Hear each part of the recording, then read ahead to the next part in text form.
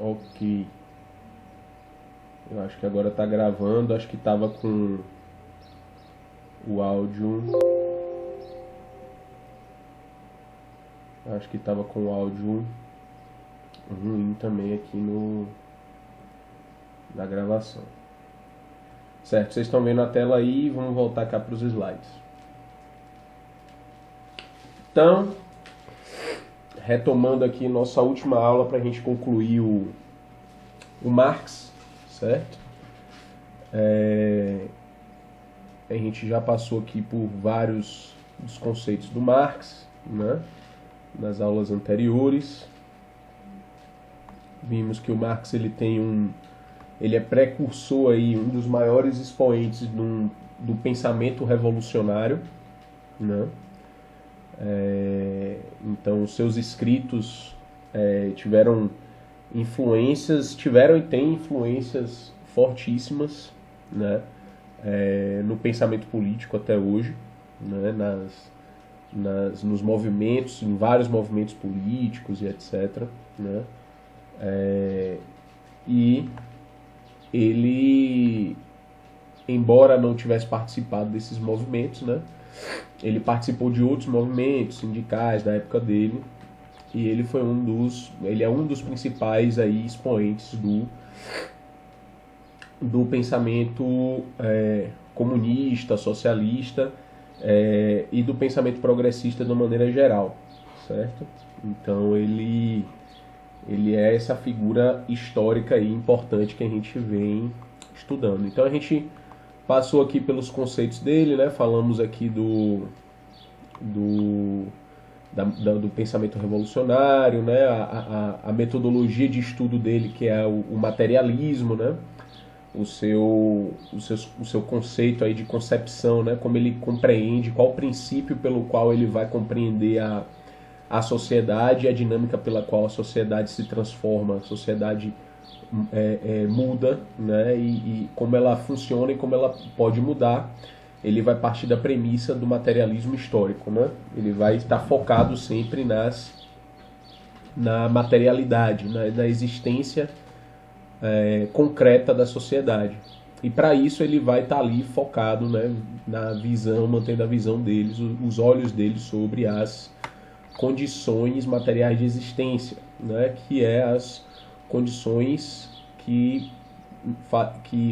pelas quais a gente supre nossas necessidades, né? Como que a sociedade vai suprir as necessidades que ela tem. E aí entra o conceito de trabalho, que é o meio pelo qual a gente vai exercer essas atividades para suprir as nossas necessidades, né? Já passamos por tudo isso. E aí ele considera que, como toda sociedade, é fundamental o trabalho, não existe sociedade que possa existir sem trabalho.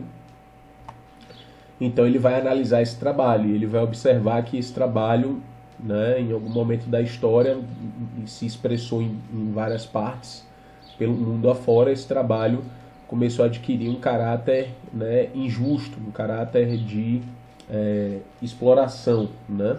Há uma exploração do trabalho de algumas pessoas sobre outras, né? E aí isso é o que vai gerar as classes sociais, certo? Então aqueles grupos que exploram vão ser uma classe e o grupo dos explorados vão ser outra classe, né? As duas principais classes da sociedade. Ele considera assim que existem classes intermediárias, como ele vai chamar lá os pequenos burgueses e etc., mas que não são a base para a sociedade, né? O que sustenta de fato a existência material daquela sociedade é de fato o trabalho, e a classe que trabalha geralmente é a classe explorada, a classe que vive do trabalho, certo? Então ele vai observar que, né, a divisão do trabalho fez surgir a propriedade privada, que por sua vez fez surgir as desigualdades, fez surgir a exploração do trabalho, por sua vez fez surgir as classes sociais.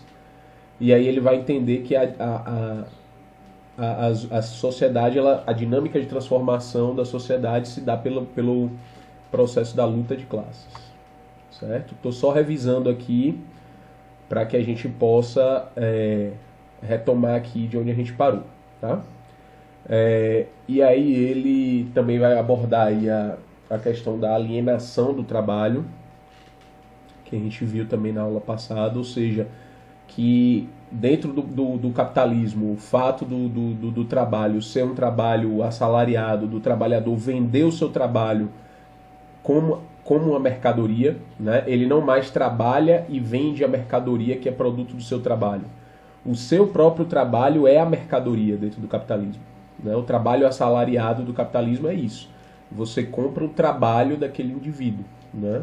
Então é essa nova base de relações dentro da sociedade capitalista. E aí o Marx vai entender que esse processo, acontece um processo de alienação do trabalho no momento que o trabalho vira em si uma mercadoria, né?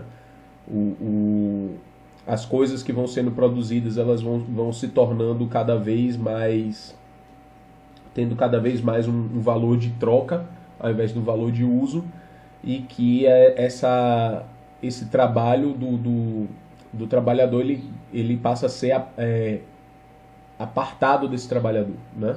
Ele vende ali a sua força produtiva, né? Mas ele não é dono daquilo que ele produziu, ele não se apropria daquilo que ele produziu, ele sequer muitas vezes tem domínio de todas as etapas de produção ali do que ele está produzindo, né? Então o Marx vai entender que dentro do capitalismo, né, diferentemente por exemplo, na época do mercantilismo, que você tinha lá as corporações de ofícios, né, que você tinha os alfaiates, as pessoas que faziam os trabalhos artesanalmente, né, os artesãos, né. Então ele vai dizer que dentro da sociedade industrial, né, que estava ali surgindo e se expandindo pela Europa toda, ele vai entender que essa sociedade industrial ela gera um processo ainda mais alienante em relação ao trabalho, certo? Ele vai dizer que todo trabalho explorado é um trabalho alienado, mas que o capitalismo eleva isso ao seu máximo grau, porque o trabalhador sequer é dono de qualquer coisa que o seu trabalho produz, né? Ele vende o trabalho em si, ele vende o trabalho puro. Então, passamos aí para a questão das forças produtivas, né, para a gente entender para Marx aí como é que a sociedade se organiza. Para ele, toda a sociedade vai se organizar com duas bases: a capacidade que ela tem de produzir, que aí vem as tecnologias de produção, a quantidade de trabalhadores que estão envolvidos naquela produção. Tudo isso vai ser a força de trabalho, ou seja, a capacidade de produção que uma sociedade tem. E as relações sociais de produção é como aquela sociedade que tem aquela capacidade vai se organizar para produzir, né? Quem é que vai fazer cada tarefa e como que vai distribuir o valor gerado por esse trabalho, né? O trabalho é que gera valor econômico, é o que gera valor das coisas, certo? Não à toa toda mercadoria é produto de um determinado trabalho, né? O Marx ele vai entender que a mercadoria ela é o átomo do capitalismo, né? Ou seja, um sistema em que está totalmente baseado na troca e produção, troca e consumo de mercadorias. A mercadoria, portanto, é o ponto principal. E toda mercadoria ela vai ter duas características, né? Tem um duplo caráter, né? O valor de uso, ou seja, a utilidade prática daquela coisa, né? Por exemplo, uma garrafa de água tem uma utilidade prática muito grande, né? Você vai suprir a sua sede e assim por diante. Cada material vai ter a sua utilidade prática. E isso é o valor de uso. E também dentro de uma economia, sobretudo uma economia monetária, né? Eu mandei até para vocês lá o vídeo da história das moedas, né? Espero que vocês tenham visto, para vocês verem como é interessante, né? A moeda surgindo como um meio de mediar as trocas e tal, e como que foi se complexificando o uso dessas moedas até o que a gente tem hoje, né? A forma como a gente tem hoje. Então, dentro de uma economia, sobretudo uma economia monetária, deixa eu ver aqui que alguém entrou. Foi Poema que chegou aí. Certo? Vocês estão me ouvindo aí, gente? Tá tranquilo? Aham. Tá? Pronto. Então vamos lá, vamos continuar aqui. E aí dentro dessa economia monetária, essa economia que a gente vai ter o uso da moeda, do dinheiro, essa mercadoria ela vai ter, né, um valor de troca também, que é um valor que é traduzido em moeda, né, traduzido em dinheiro. Então toda mercadoria, né, dentro de um sistema econômico vai ter essas duas características. Tudo aquilo que a gente produz com trabalho para ser utilizado, né, ou um produto, a mercadoria pode ser várias coisas, pode ser um produto em si, ou pode ser um serviço, uma coisa que você faz, um entretenimento, enfim. Tudo que você pode vender para outra pessoa, que você pode trocar, né, vai ser uma mercadoria. Né? Então, para Marx, a mercadoria ela tem a sua utilidade prática e o seu valor de troca, ou seja, que dentro daquele sistema econômico, o seu valor vai ser traduzido em um preço. Né? A gente tem o preço das coisas, que é a tradução do valor que essas coisas acabam tendo por uma série de regras aí de mercado, né? A oferta e a demanda, né? A disponibilidade, se tem subsídio ou não, né? Se há interesse no valor de uso daquilo ou não e tudo mais. Então, há uma série de características aí de mercado que vão servir para definir o preço das coisas. Definir, portanto, o preço é o valor de troca das coisas. Tá? Então, para o Marx, toda mercadoria ela vai ter o seu valor de uso, valor de troca, né? E que no capitalismo isso cresce e tudo tende a virar uma mercadoria, né? E, consequentemente, tende a se valorizar muito mais o valor de troca do que o valor de uso. Né? Então, a ideia é você produzir sem parar para vender, para trocar por valor, porque é assim que você ganha, né, assim que você acumula capital, né, dentro do capitalismo, né, trocando as suas mercadorias por valor de troca, por dinheiro, no caso. Né? Essa sua mercadoria ela vai ter um valor de troca dentro do mercado e você vai... o objetivo de todos é um acúmulo desse valor de troca, né? Um acúmulo do dinheiro que, por sua vez, né, o dinheiro ele é o capital, ninguém quer o dinheiro só pelo dinheiro, geralmente, né, a maioria das pessoas, né? Não quer, tirando o tio Patinhas, né? Não quer o dinheiro só para ostentá-lo, mas quer porque ele, de certa forma, traz poder, né? É uma das formas de poder dentro da sociedade, dentro das nossas relações com os outros. E o que é que significa esse poder? Você comprar coisas, você estar em lugares, você, enfim, né, usufruir do que o dinheiro pode comprar, né, do que você pode trocar por ele. Então, no fim das contas, no capitalismo, todos buscam o acúmulo do capital, porque acumular o capital é acumular poder. Tá?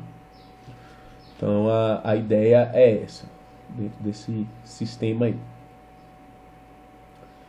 E aí, já relacionado a isso, né, como é que é definido o valor da mercadoria? Né? Aí nós temos aí o Marx se baseando na teoria valor-trabalho, né? Ou seja, que a mercadoria ela é o preço de uma mercadoria, né? O valor de troca de uma mercadoria ele é estabelecido pelo tempo médio de trabalho, né, utilizado, empregado na sua produção. Né? Então, não só o trabalho em si, mas a qualidade daquele trabalho. Então, por exemplo, você tem lá dentro de uma indústria uma pessoa que vai elaborar e vai desenhar e vai construir uma máquina apropriada para você ter para aquela máquina fazer uma determinada função, né? Então, aquele trabalho ele é um trabalho que poucas pessoas vão ser capazes de fazer, né? E é um trabalho, portanto, que tem uma qualidade diferenciada em relação à sua função, né? Então, portanto, esse trabalho, por mais que ele possa ter um tempo de trabalho reduzido, ele vai também levar em consideração a característica qualitativa daquele trabalho. Né? Então, não é só a quantidade de horas de trabalho, que de qualquer tipo de trabalho não é equivalente. É uma quantidade de horas de trabalho dentro daquela categoria de trabalho, né? Porque há trabalhos que são mais disponíveis, ou seja, mais pessoas são capazes de fazer, e há outros trabalhos que menos pessoas são capazes de fazer. Por quê? Porque exigem uma formação específica, exigem uma técnica, um tempo de dedicação para que você possa realizar aquilo com a qualidade que aquilo demanda, certo? Então a gente vai ter esse valor trabalho sendo basicamente a maior medida aí. Claro que entram as regras de mercado, né, para definir o preço dos produtos, mas a base de valor de um determinado produto ela é definida pelo valor trabalho que ela tem, né, pela quantidade de trabalho e qualidade de trabalho empregada na produção daquele determinado produto, certo? Então, sem trabalho, a mercadoria não é produzida e não tem valor. Logo, o principal responsável pela produção do capital é quem? O trabalhador. Né? Se o valor da mercadoria é definido pelo trabalho que é empregado para que ela consiga existir, quem é o principal responsável do capitalismo? Né? Quem é o astro do capitalismo, no fim das contas? É o trabalhador. Sem ele não tem capitalismo. Né? Infelizmente, esse astro ele não é recompensado dignamente. Né? E aí é que a gente entra com a questão da mais-valia, que a gente viu na aula passada também, que o Marx, então, ele vai dizer, ok, se a mercadoria é o coração do capitalismo e o valor da mercadoria é fundamentalmente definido pelo trabalho, né? O trabalhador, portanto, ele deveria ser, dentro da sociedade, alguém com extremo valor, porque ele está ali produzindo as coisas que as pessoas vão consumir, né? Que as pessoas vão satisfazer suas necessidades, seja da ordem que for. Então,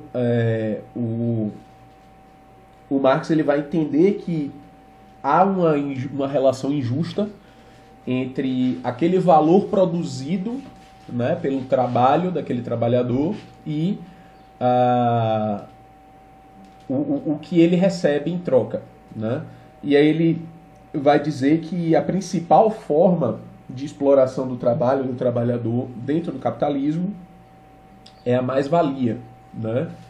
Que a gente já viu aqui na aula passada, que é o quê? Aquele valor a mais que é produzido pelo trabalhador e não é pago. Né? Então, eu dei esse exemplo aqui, né, que tem aqui embaixo, só retomando ele rapidamente. Né? Se um trabalhador é contratado para trabalhar em uma indústria por um salário equivalente ao pagamento de R$50 ao dia, né? É uma diária boa, né? Mas em um dia de trabalho, uma jornada de trabalho, né? Em 8 horas de trabalho.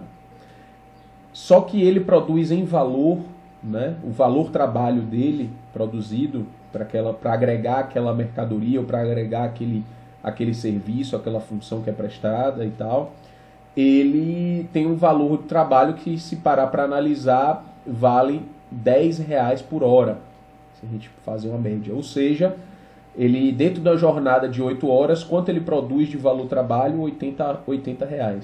E para quanto ele foi contratado para ser pago? 50. Portanto, a mais-valia dele foi de R$30. Certo? É o valor a mais que ele produziu sem ser pago por isso.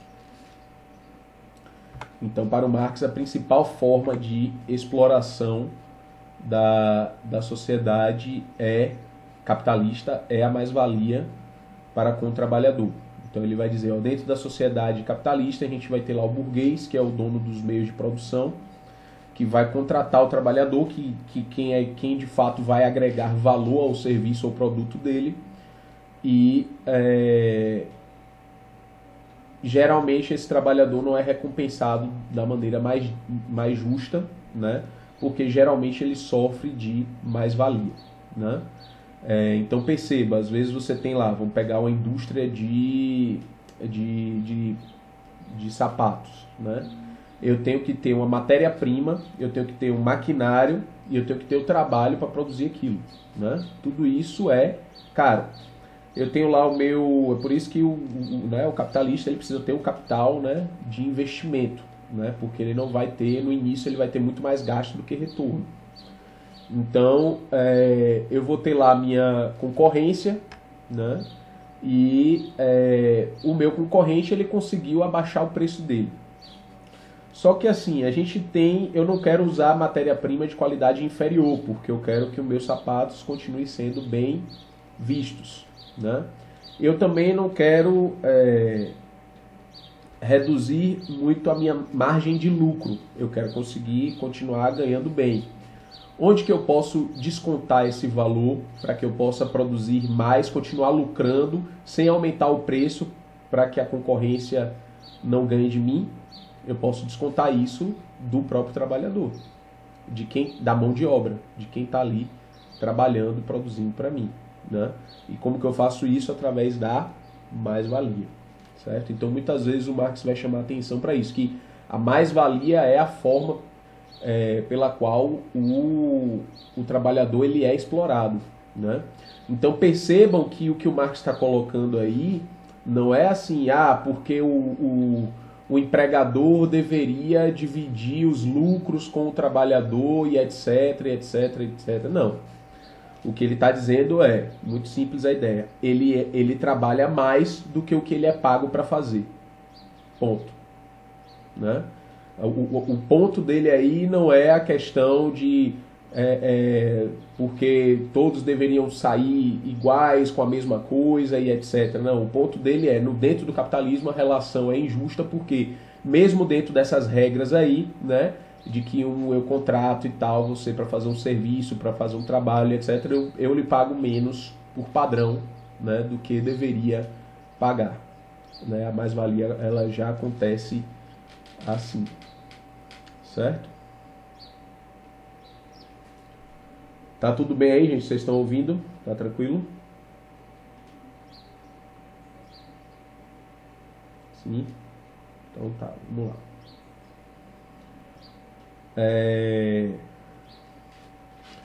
Então, aí foi até onde a gente foi ontem, né? Na questão da mais-valia, né? Ontem não, na última aula.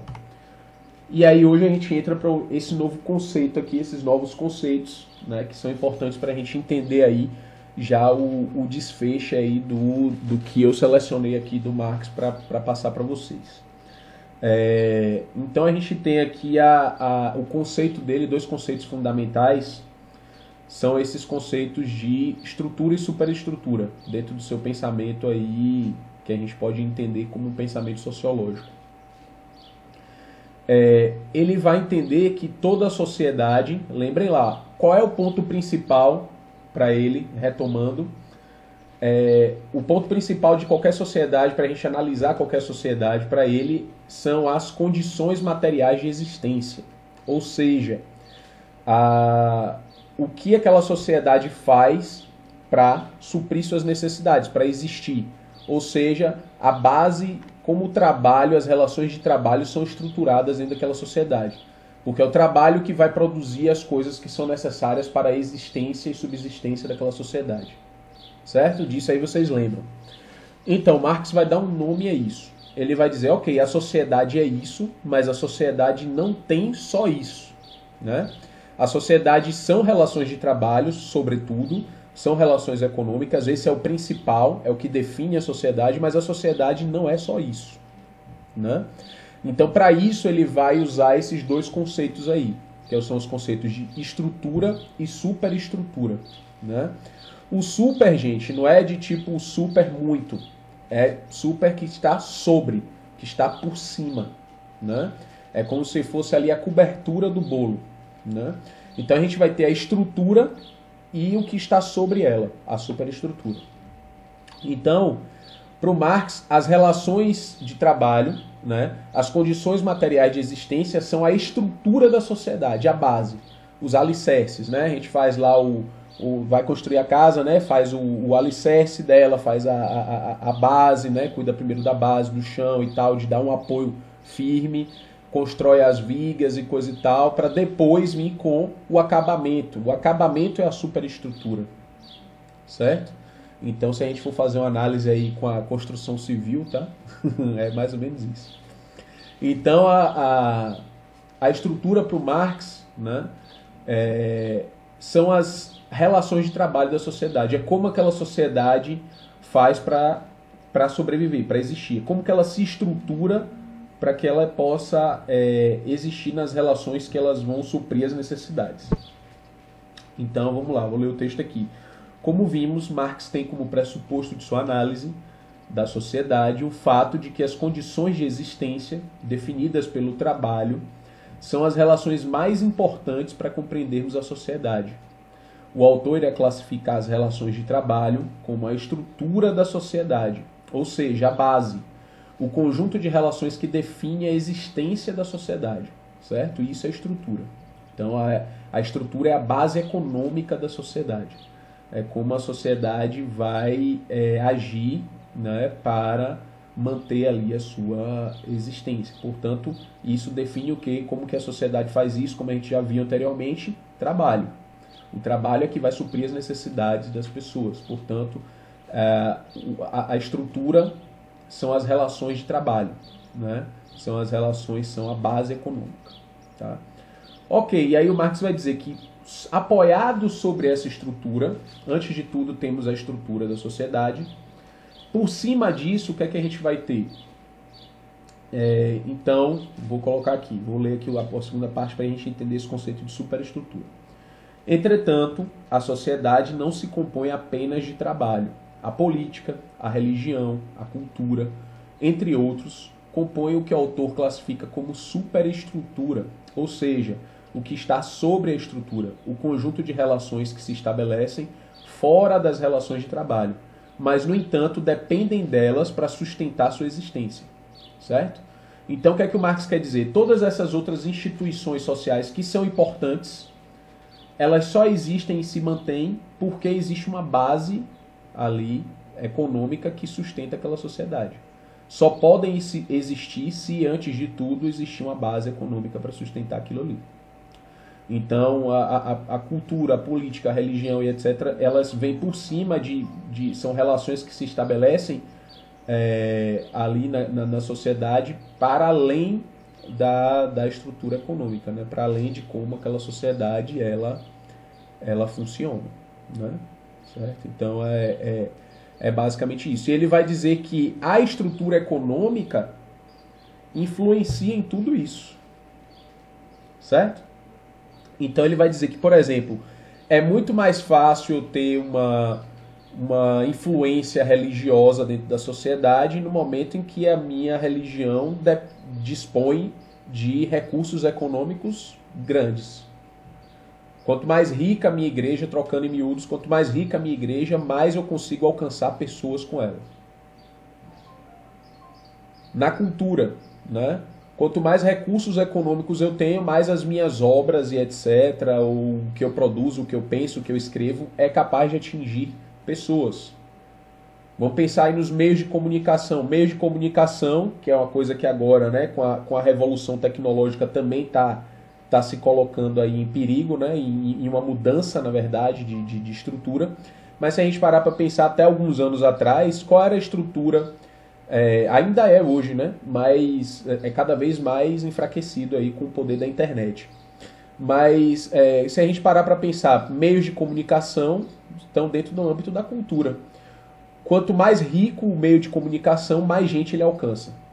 Mais forte é a sua influência. Na política não preciso nem falar, né? O tanto de empresário que tem na política, né? E de gente, né, empresário, temos a bancada da indústria, temos a bancada do agrobusiness, né? Dos criadores de gado, né? dos grandes latifundiários, plantadores de soja, de laranja e assim por diante. Né? Então a gente tem aí uma influência política muito grande, ou seja, percebam, gente, tudo aquilo que está sobre a estrutura se beneficia da estrutura econômica. Né? Todo aquele outro conjunto de relações que não são necessariamente econômicas podem ser influenciadas pelo poder econômico. Certo? Então, o Marx ele vai dizer o seguinte, que existe, portanto, dentro da sociedade, né, uma ideologia. Tá? O que é que viria a ser uma ideologia? Né? A concepção do Marx é diferente da concepção da ciência política de ideologia política. Né? Quando Marx está falando aí de ideologia, ele não está se referindo à ideologia política, ele não está se referindo a progressismo, a liberalismo, certo? A socialismo, anarquismo, nada disso. Quando Marx está falando de ideologia, ele se apropria dessa palavra, né? Ele dá um sentido próprio à palavra de ideologia, que é o quê? Que a ideologia seria uma falsa consciência. Né? Ou seja, o que é que o Marx vai dizer? Nós temos uma estrutura injusta, certo? Em que o trabalhador ele é explorado, em que o trabalhador ele tem o seu trabalho explorado e o seu patrão enriquece numa relação muito injusta em relação ao trabalho dele, porque ele ganha muito mais do que o trabalhador, por mais que o trabalhador tenha alguns ganhos, né, e etc., isso é exponencial, né, para o capitalista. Então, o Marx vai dizer que existe uma relação injusta dentro da sociedade capitalista, né? E que essa realidade injusta faz com que as pessoas se revoltem, percebam o que acontece e se revoltem diante do que acontece, se rebelem diante do que acontece, certo? Diante da injustiça, né? A gente sempre se rebela diante, né? A justiça é sempre algo que está imanente aí à nossa natureza humana, né? Digamos assim. Se existe uma natureza humana, a justiça, por exemplo, é uma das coisas que a gente mais preza, né? Então, naturalmente, em toda a sociedade onde você tem relações injustas, você vai ter a luta contra essas injustiças, contra essas opressões. Certo? Então, ele vai dizer que qual é o papel da ideologia como uma falsa consciência? O papel da ideologia, Marx vai dizer, é amenizar esses conflitos. Ou seja, na medida em que eu tenho uma superestrutura, né, que envolve o quê? Política, religião, cultura, filosofia e tudo mais, ele vai dizer que essa superestrutura vai influenciar as pessoas a terem uma determinada visão de mundo, que é a visão de mundo que entende que o mundo como está aí é assim mesmo, é ok, é a lógica dele, deve ser assim, é o correto, é o justo. Ou seja, o que é que o Marx está dizendo? Que embora de fato a relação seja injusta entre aquele que trabalha e o que explora o trabalho, né? Ele vai dizer que vai existir todo tipo de reforço nos outros âmbitos, na cultura, nos meios de comunicação e etc., para que aquele que tem o seu trabalho explorado, né, tenha a sua consciência também alienada. É daí que a gente fala quando existe aquele termo, né, quando você se fala assim que a pessoa é alienada, ou seja, que ela não tem uma consciência coerente com a sua realidade. Então, segundo Marx, a ideologia é exatamente isso. Uma ideologia seria uma alienação da pessoa, da consciência da pessoa diante da realidade. Portanto, seria uma falsa consciência. Na medida em que o trabalhador assume os mesmos preceitos de mundo que o seu patrão sem viver a vida dele, né? Sem ter uma vida igual a dele, significa que ele está tendo uma falsa consciência. Falando a grosso modo, seria isso. Certo?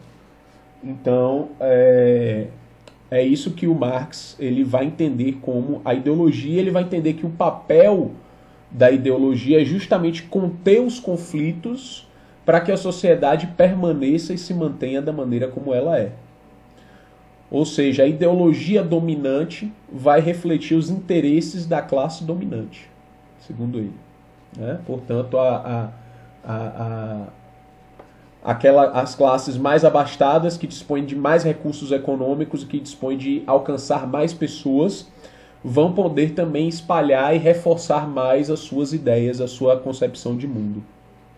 Certo?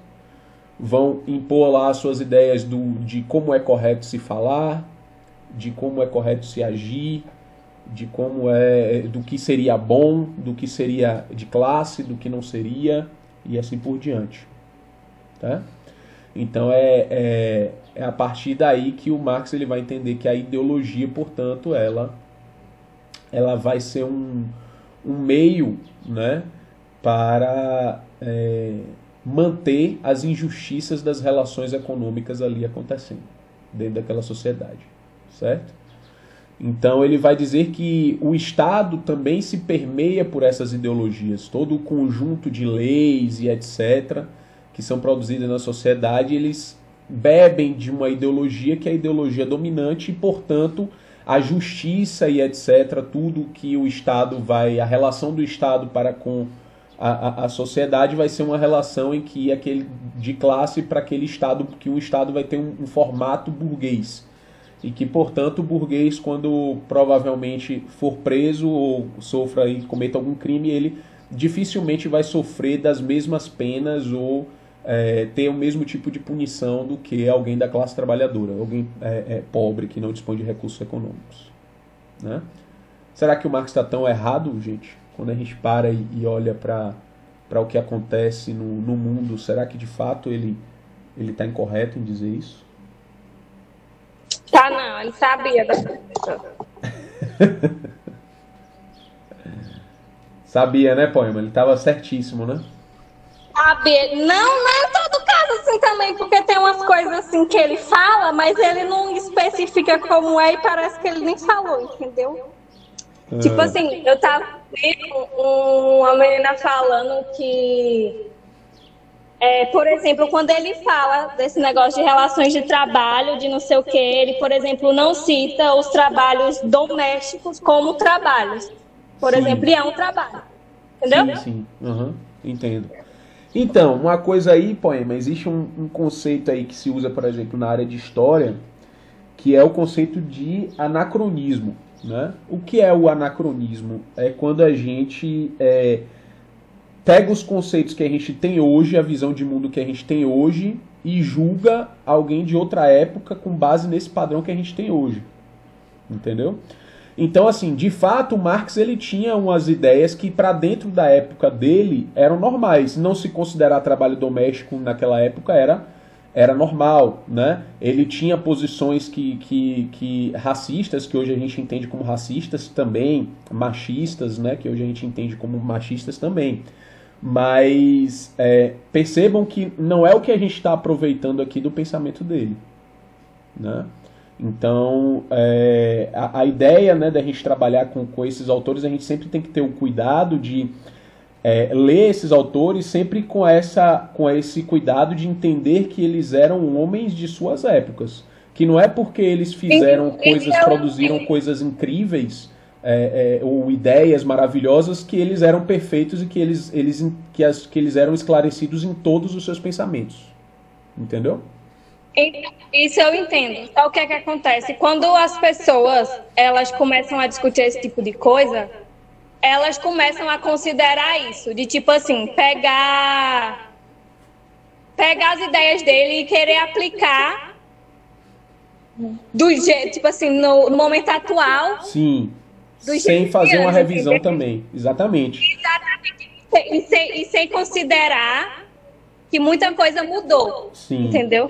Exato. Tem que ter esse cuidado. Da mesma forma que a gente não pode ser anacrônico em julgar o próprio Marx, né, o próprio autor, seja ele quem quer que seja, a gente também não pode ser anacrônico de querer aplicar e entender tudo que ele estava dizendo ali na época dele e fazer uma transposição simples para o que acontece agora. Né? Então, o que eu acho que a gente tem que sempre ver com cuidado, entender que o contexto que ele vivia histórico era né, as condições que ele tinha de analisar aquela sociedade dele eram e o mundo que a gente tem, tal qual ele se desenvolveu muito depois da morte dele, é outro. Então a gente não pode pegar esse conjunto todo de ideias e aplicar. Mas percebam que, por que eles são autores clássicos, né?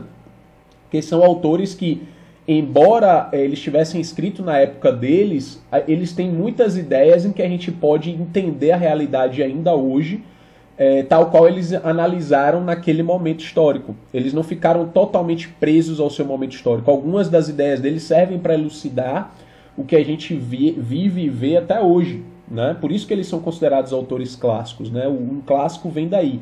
Um clássico seria mais ou menos aquela obra que não morre, né? Então, por exemplo, se a gente parar para pensar na história da filosofia, o Sócrates é um clássico, o Aristóteles é um clássico, né?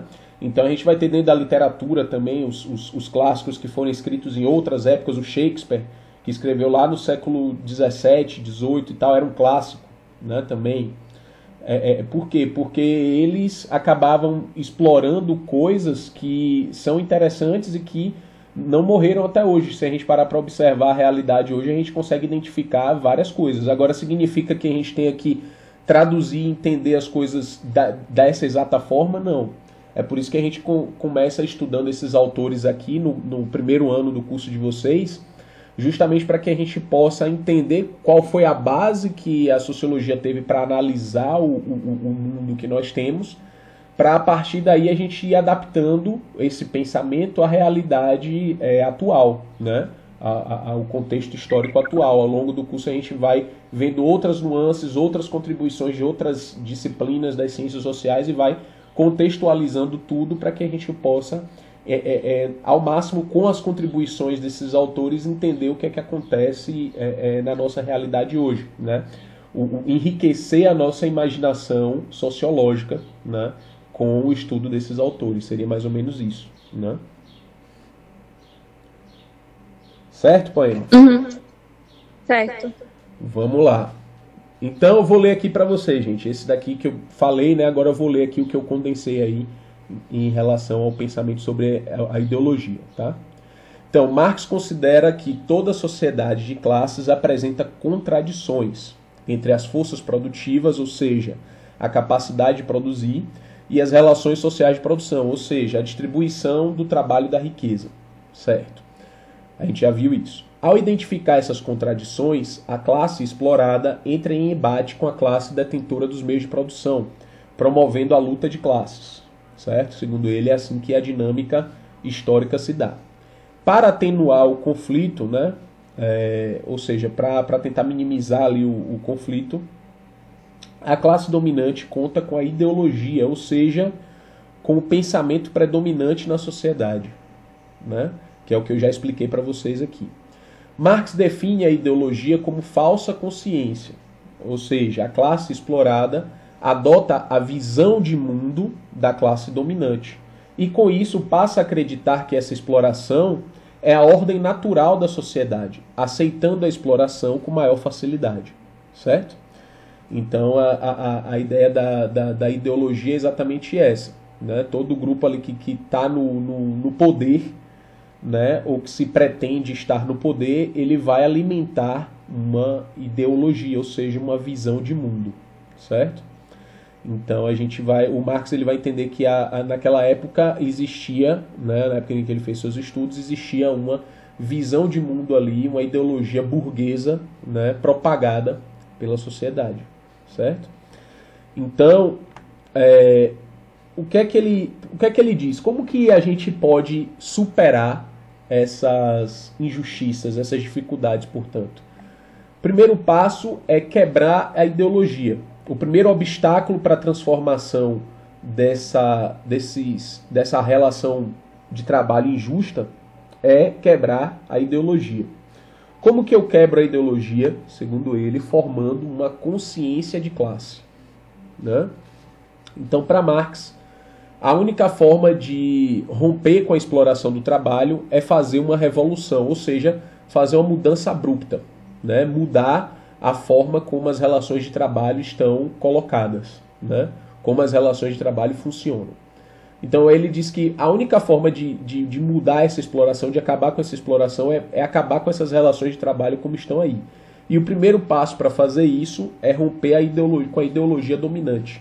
Ou seja, é romper com essa visão de mundo burguesa, né, implantada e alimentada pelos burgueses, e tomar consciência junto com os demais trabalhadores de sua condição de classe, ou seja, entender a realidade de fato como é, entender como a exploração acontece. Então, segundo ele, isso formaria entender a realidade de fato, seria para ele tomar a consciência de classe, né? Então, tomar consciência da sua condição de classe, ou seja, entender como que de fato você está sendo explorado, e que isso é injusto e etc. E que isso aí, por exemplo, é o papel dos sindicatos, movimentos de trabalhadores e etc. Na época dele, né, era bem isso. Então, o terceiro passo seria fazer uma revolução a fim de mudar a ordem injusta vigente e promover uma sociedade mais igualitária, certo? Ou seja, para ele, gente, o capitalismo ele era uma fase necessária pela qual a sociedade precisaria passar. Por quê? Porque para ele, dentro do capitalismo, era onde as tecnologias de produção, onde a sociedade poderia de fato produzir o máximo que ela pudesse com o sistema de indústria e etc. Só que o capitalismo não seria a melhor forma de sociedade. Por quê? Porque ainda é uma sociedade injusta. Então, para ele, depois do capitalismo, o caminho natural que a sociedade tomaria, né, seria o socialismo. Uma revolução? Seria o socialismo, exato. Através da revolução, né, se tomar o poder para que se chegasse ao comunismo. Primeiro se passaria pelo socialismo, né? Então, para ele, a única forma de acabar com a exploração do trabalho seria fazer a revolução. O autor considera que, assim como os outros períodos anteriores da história, o capitalismo é mais uma forma injusta e exploradora da sociedade, e que para alcançar a igualdade seria necessário o fim da propriedade privada. Lembrem lá que todo o problema da desigualdade surgiu como? Com a propriedade privada. Portanto, para acabar com a desigualdade, qual é a solução? Acabar com a propriedade privada. Para isso, seria necessário fazer uma revolução, tomar o Estado, né, e dar fim, através das leis, do poder do Estado, à propriedade privada. Porque a propriedade privada ela é defendida em lei, por lei, né? Então hoje as coisas que a gente tem, por exemplo, são defendidas por lei. A propriedade privada sua é inviolável. Se alguém violar, vai ter que pagar por isso. Certo? Vai responder por um crime. Então, para o Marx, isso deixaria de ser uma lei. O Estado acabaria com a propriedade privada e nada mais, os meios de produção não seriam mais de ninguém, e sim do Estado, né? Então, esse período aí que intermediário seria o socialismo, que levaria a sociedade ao comunismo no final, né? Ou seja, no final de tudo... Cadê? Revolução, acho que eu fiz outro slide explicando isso. Aqui. Revolução, socialismo e comunismo, né? Como é que funcionaria essa revolução para o Marx? Para o Marx, a revolução armada seria o único meio de garantir a mudança necessária da sociedade. A classe trabalhadora deveria tomar o Estado, que é quem produz de fato a riqueza dentro da sociedade, que é quem produz de fato as coisas que a sociedade precisa para existir, a classe trabalhadora, como a gente já viu. Deveria tomar o Estado, portanto essa classe aqui seria justo que essa classe tomasse o Estado para reorganizar esse Estado e tornar a sociedade justa, né? Então para ele... Era aquele rolê naquele nosso, se não for nós toma. Como é? Aquele rolê dele é tudo nosso, que se não for nós toma. Mais ou menos isso, a ideia é essa aí. A gente pode traduzir dessa forma aí, pô, né? Mais ou menos isso. Então, para ele, a classe trabalhadora deve tomar o Estado, né, por meio das armas, e aí ele se inspirou bastante no que ele viu, por exemplo, lá na Revolução Francesa, que foi basicamente o que aconteceu, né? Os revolucionários tomaram o Estado, guilhotinaram o rei, acabaram com o símbolo máximo do Estado absolutista e tomaram o Estado para redefinir as coisas. Então, para o Marx, seria isso que funcionava. E isso estava mais perto dele da história do que, posteriormente, no século XX, as revoluções que aconteceram, né? As revoluções socialistas que aconteceram. Então, o Marx ele entendia que, assim como os burgueses fizeram a revolução deles para tomar o Estado, né, os trabalhadores deveriam fazer a mesma coisa. deveriam tomar o Estado, né, e a partir daí abolir a propriedade privada dos meios de produção. Então percebam, gente, não é a propriedade de qualquer coisa, não é o seu celular, o seu iPhone, etc. não. É a fábrica do seu celular, a fábrica do seu iPhone, os meios de produção dos seus produtos. Não é acabar com a propriedade privada do indivíduo, mas acabar com a propriedade privada do indivíduo que detém os meios de produção. Isso sim deveria ser estatizado, né? Todas as empresas deveriam ser estatizadas, e etc. Tá? Então, com a tomada do Estado, os revolucionários deveriam estatizar os meios de produção, promover um avanço gradual da sociedade sem Estado, um avanço gradual à sociedade, a uma sociedade sem Estado. Essa etapa intermediária seria o socialismo, né? Ou seja, no socialismo o Estado era tomado pelos trabalhadores e o Estado, por sua vez, era dono de tudo. O Estado faria a distribuição dos bens, das riquezas, e etc, etc. Tudo seria produzido para o Estado e distribuído pelo Estado para todos os cidadãos, porque o Estado representaria todos os cidadãos.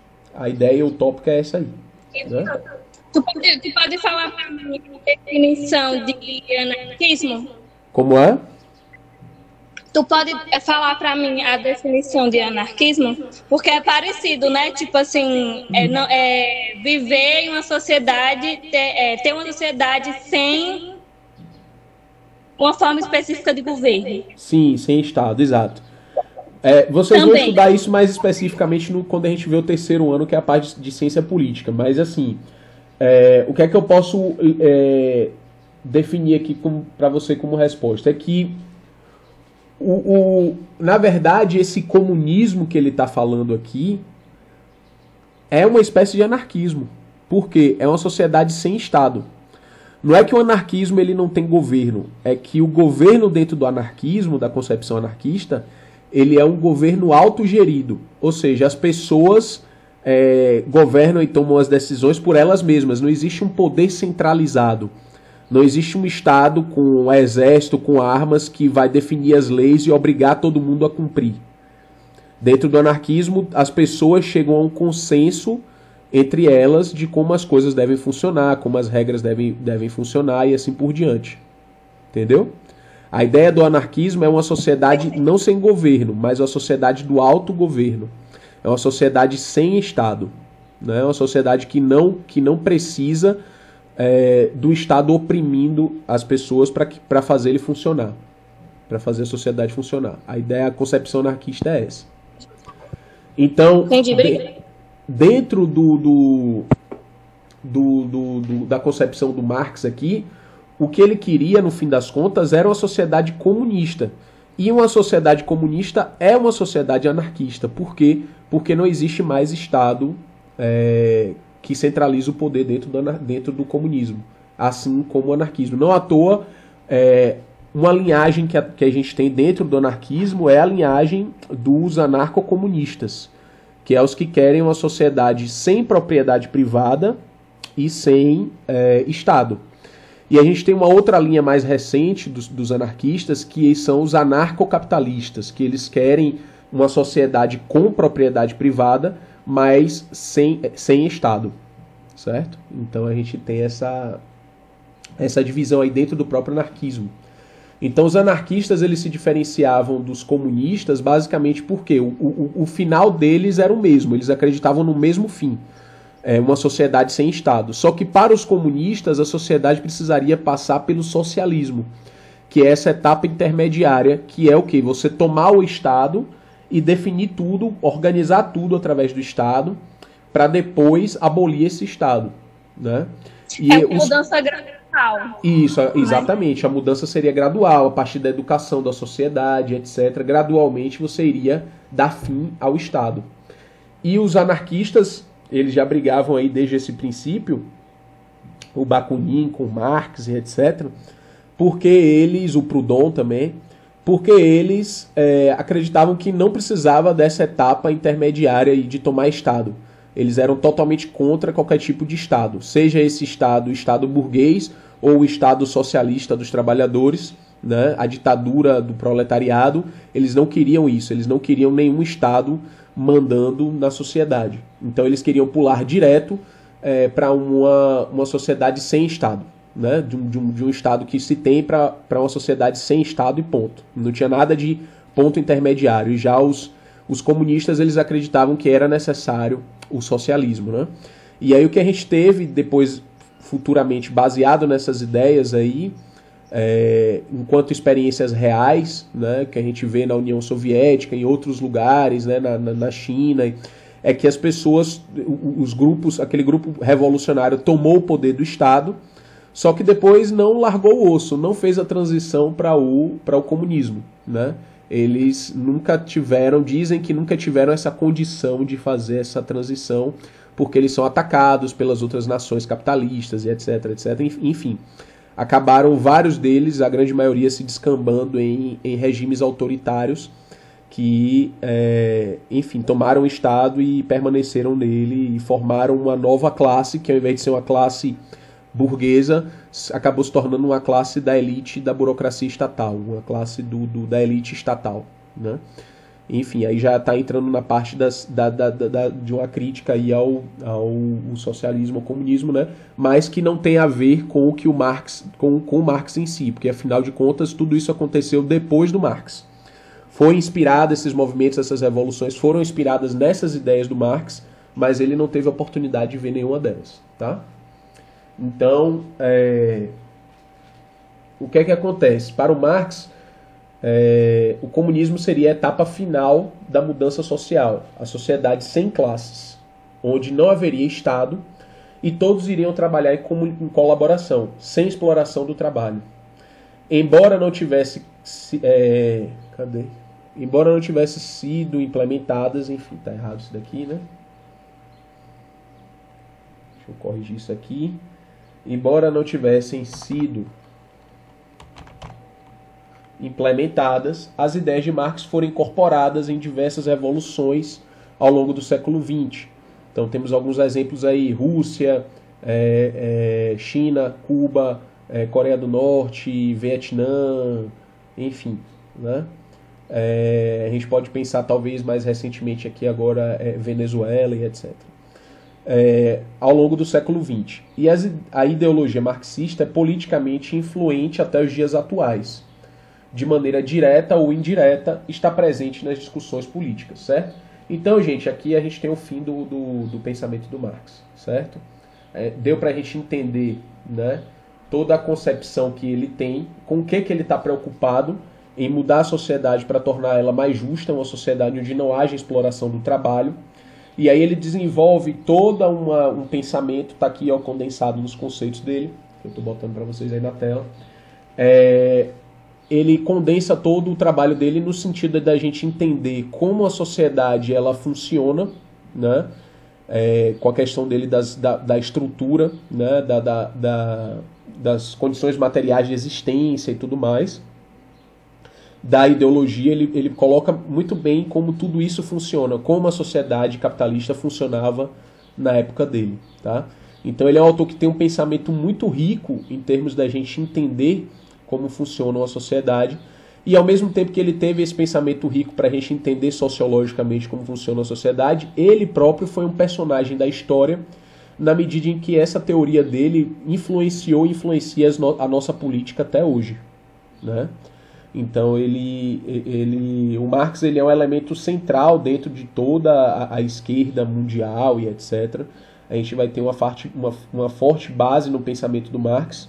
Não significa que o Marx ele seja a única referência da esquerda, tá, gente?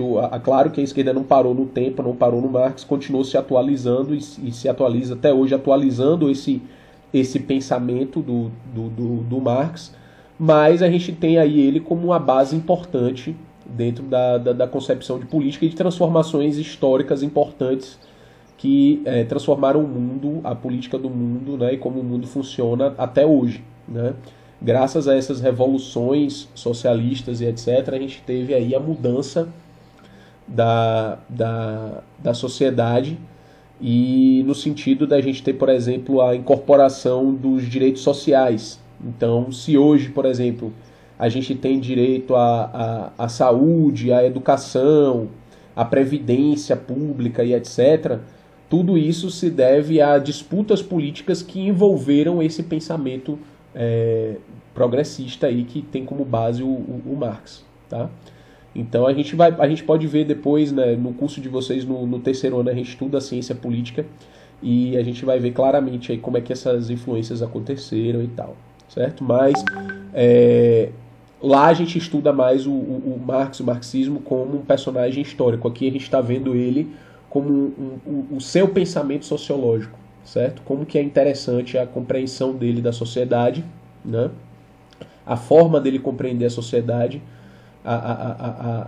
o interesse que ele tem na questão do trabalho, das relações de trabalho, né? De como isso se estrutura.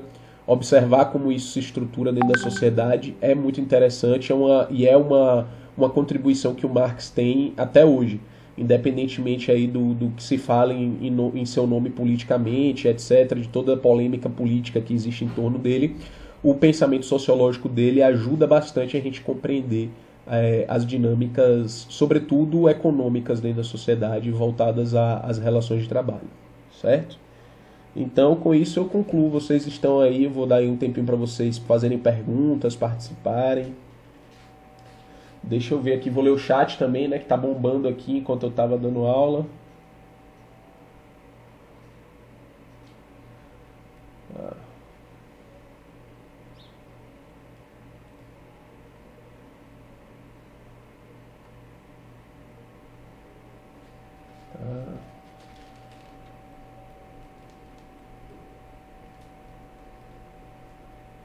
Então, existe uma diferença, né, Rafael, entre a revolução, de fato, uma coisa abrupta, né? Uma mudança abrupta que acontece, né? Então, quando a gente fala em mudar as coisas progressivamente, aí a gente já está falando em progressismo, né?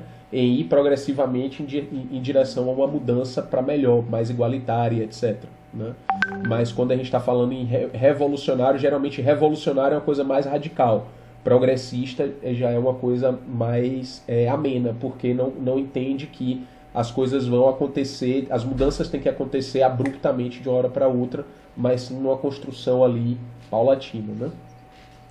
Ninguém queria aplicar a ideia do Marx. Se eles aplicassem, poderia perder os privilégios, a ideia do comunismo estava... Exatamente, Rafael. O que a gente acabou observando na prática é que essas experiências de socialismo que aconteceram, os que tomaram o Estado não progrediram para o comunismo segundo o que o Marx pregava, né? Eles permaneceram lá no socialismo e permanecem ainda. Então Marx acertou a previsão do futuro simplesmente por ela ficar conhecida. Não entendi essa pergunta direito, Herbert. Se ele acertou uma previsão do futuro simplesmente por ela ficar conhecida?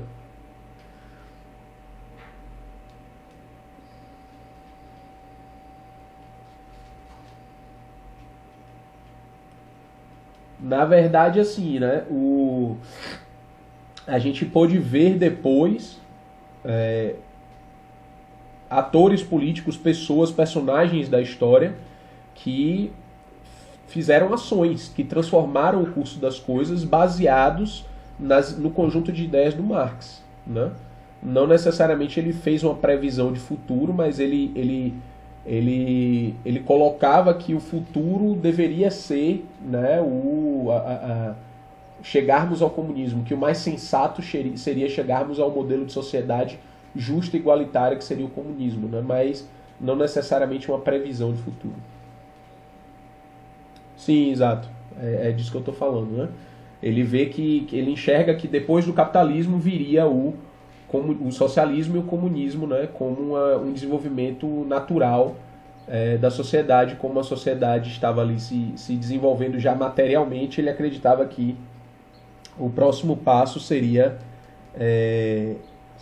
encontrar isso, uma vez que os trabalhadores inevitavelmente iriam fazer a luta de classes e fazer isso acontecer. Era uma aposta dele, era o que ele queria que acontecesse e era a previsão dele assim, para o que iria acontecer. Aqueles malucos que dizem que vão lutar contra o comunismo estão falando coisa de louco, porque o comunismo nunca aconteceu na prática. Exatamente.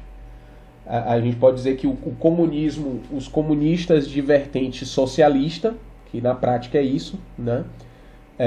Eles falam em nome do comunismo, praticam o socialismo, mas o comunismo em si eles nunca praticaram.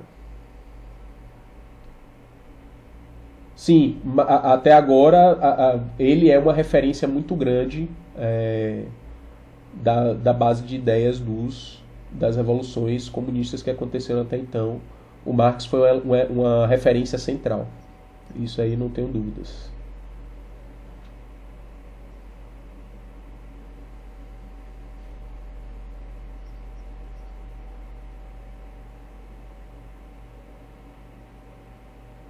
Então, é importante a gente conhecer, né, o pensamento do Marx, porque é um pensamento interessante para a gente compreender a dinâmica material, a materialidade da nossa sociedade. Ele é um autor que chama atenção para isso, né? Ele não ignora que, olha, gente, as coisas que existem aí para existirem precisam de trabalho sobre elas, e a sociedade se baseia sobre isso, sobre a produção do que existe, da materialidade, das coisas, do mundo. Então é muito interessante porque ele é um autor que chama a atenção para a gente observar e ver, né, adicionar aí à nossa imaginação sociológica o entendimento de tudo isso. Né? Porque muitas vezes a gente vê lá, tem as coisas já passadas por vários processos, né? A comida que chega na sua casa já chega pronta, o frango já chega todo cortadinho e etc. Mas a gente precisa entender que, né, se plantou e tem todo um processo e todas umas relações de trabalho que sustentam o que chega na nossa mesa, o que a gente usa, o que a gente compra e assim por diante, né? Ele é um autor muito interessante para a gente enxergar a materialidade das coisas, que é uma coisa cada vez mais difícil num mundo como o nosso, que é cada vez mais virtual, e a gente não escapa disso, é parte do nosso mundo. A gente consegue enxergar que ele tem uma raiz na materialidade.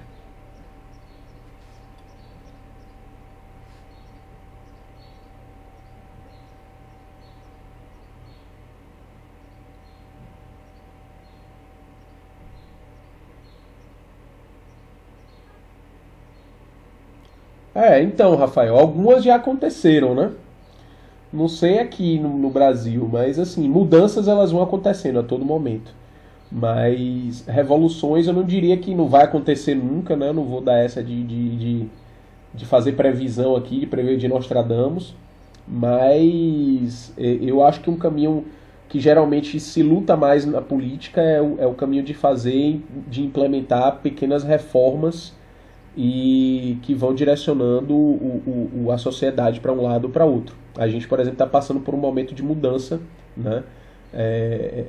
Dentro da nossa sociedade, né? Mas não acredito que uma revolução, não, a gente não pode chamar isso de revolução.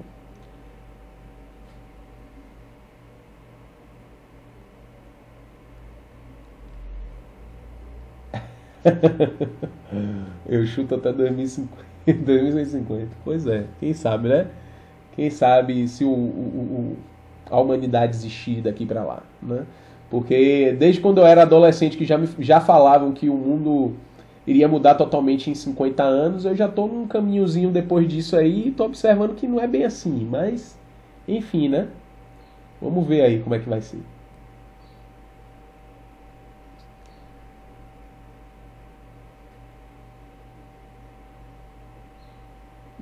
Entendi.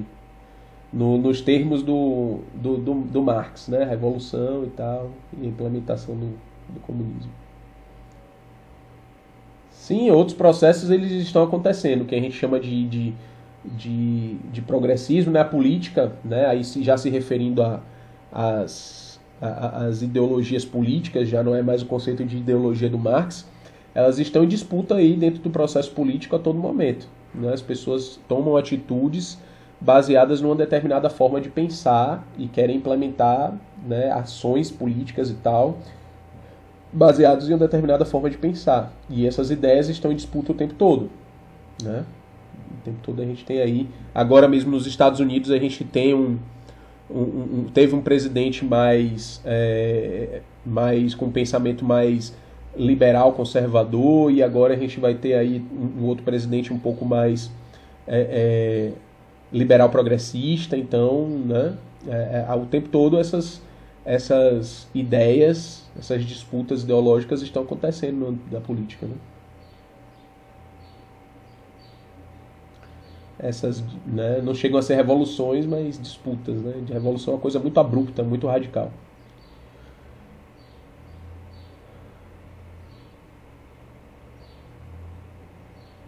Revoluções, Criciúma. Pois é, né? Essa revolução. Essa aí de fato foi uma revolução, né, em Criciúma, né? Uma revolução principalmente para quem roubou. Aí mudou a vida dele abruptamente, né? Porque pro resto das pessoas. Policial aí entrou, saiu, pegou o que queria, não matou ninguém. E aí? Quem é mais preparado? O resto das pessoas não mudou muito a vida das pessoas que moram lá, não, depois disso daí. Mas tenho certeza que a vida das pessoas que roubaram aí mudou um pouquinho. E quem morava perto de um pouco. É verdade. Pois é, o dinheiro que ficou na rua já pagou. Pois é, tem isso mesmo, é verdade.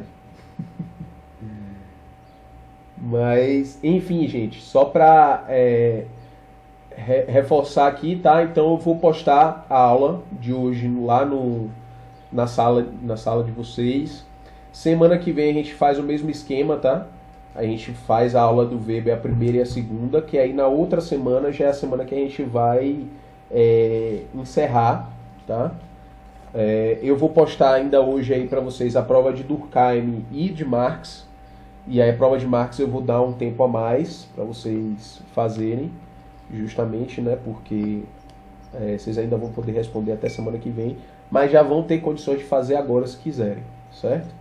Então, só revisando aqui, os conceitos que vão cair na avaliação são esses, tá? Os conceitos de Marx que a gente trabalhou aqui: materialismo histórico, trabalho, propriedade privada, classes sociais, luta de classes, alienação, forças produtivas e relações sociais de produção, mercadoria, valor trabalho, mais-valia, estrutura e superestrutura, ideologia, consciência de classe, revolução, comunismo e socialismo, certo? Então esses são aí os conceitos que vão cair na avaliação de vocês. Estudem, vocês já têm acesso aos slides, têm acesso ao livro que eu mandei para vocês, que é o livro sobre o Clássicos, né? Que é aquele Sociologia Geral, mandei, ele tá lá na sala virtual de vocês. Vocês podem assistir, consultar as aulas que estão gravadas também, as aulas que a gente já teve. Podem consultar as aulas para revisar o assunto, ler os slides, ler o livro. Lá no livro tem muita coisa boa também, às vezes eu me passo de complementar. Enfim, o livro, a leitura do livro é sempre uma coisa enriquecedora, porque você se prende a outros detalhes, né, que complementam ali o contexto geral. Então, estudem, tanto por Marx quanto por Durkheim, vocês fazem esse esquema de estudo aí, que eu tenho certeza que vai dar tudo certo. Certo? Deixa eu ver só aqui. Diferença, pode diminuir um pouco até ficar mais parecido. Tá complicado, viu, Herbert? Esse processo aqui não tá acontecendo muito, não. Eu acho que...